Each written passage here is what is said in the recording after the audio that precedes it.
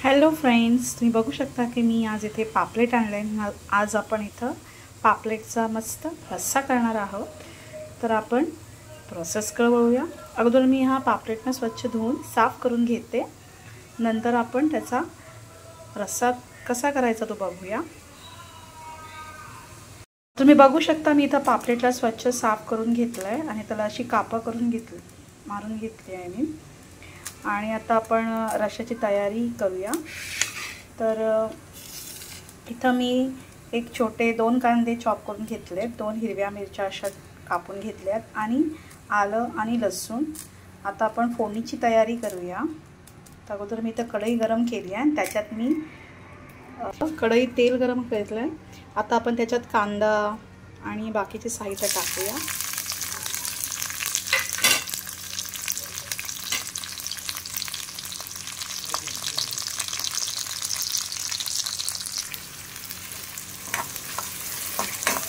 आणि कांद्याला चांगला मऊ होईपर्यंत फ्राय करून घेऊया.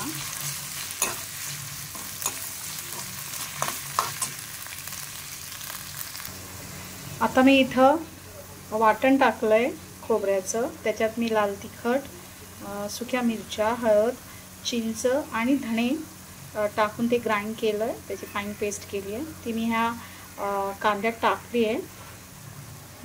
आता आपण त्यात पाणी ॲड करूया. थोडंसं ह्याला पण जरासं तेलात हे करून घेऊया, फ्राय करून घेऊया. आणि नंतर त्याच्यात आपण पाणी ॲड करणार आहोत आणि ह्याला एक 10 मिनिटासाठी चांगली उकळी येईपर्यंत शिजवणार आहोत. चांगली उकळी आली की आपण त्याच्यात आपले पापलेट टाकायचे. आता तुम्ही बघू शकता की आपली आमटी शिजत आली आहे. तर त्याच्यात आपण अगोदर मीठ टाकूया. 1 चमचावर मीठ टाकायचं आहे. त्याच्यानंतर मी इथं 2-3 कोकम ॲड करणार आहे, कारण ऑलरेडी मी चिंच टाकलं आहे. त्याच्यामुळं त्याला जास्त मला आंबट नाही करायचं आहे. आणि ऑलरेडी मी इथं पापलेटचे थोडे तुकडे करून घेतले होते, ते मी त्याच्यात टाकणार आहे. अजून 1-2 सोडूया आपण पापलेट. छोटे पापलेट आहे. त्याला एक परत 5-10 मिनिटासाठी शिजत ठेवूया. तर तुम्ही बघू शकता तर आपले पापलेट शिजत आहेत. तर एक 5 मिनिटात हा रस्सा तयार होणार आहे पापलेटचा.